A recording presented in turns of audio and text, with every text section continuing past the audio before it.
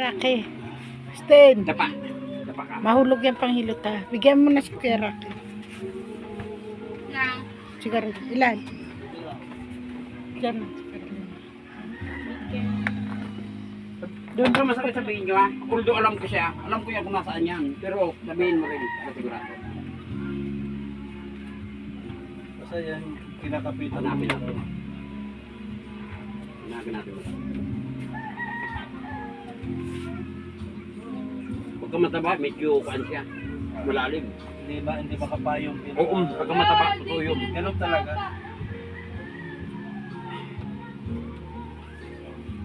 Ayun, Yun. yun.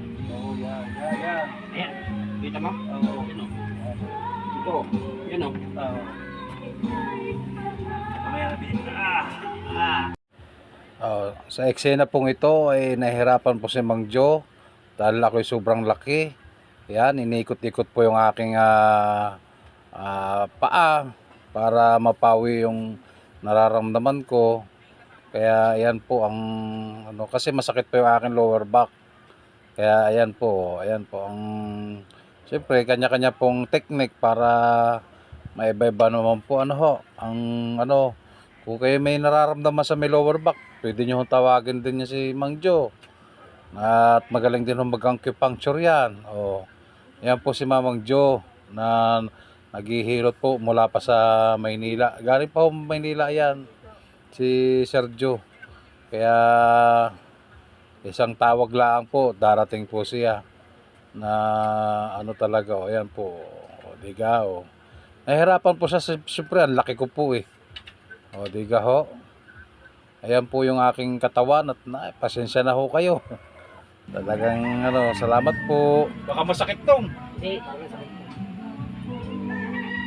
pailaw nga ako. Wag lang. Bang mailawan. Wag lang Medyo ganun konti. Hindi ko makita eh.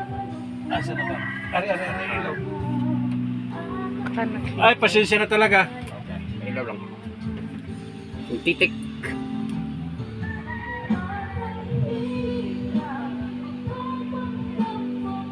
Wag lang gagalaw. Huwag lang gagalaw. Hindi ito masakit. Huwag ka matakot.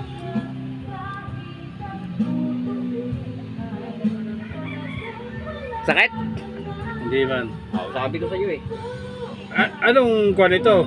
Ha?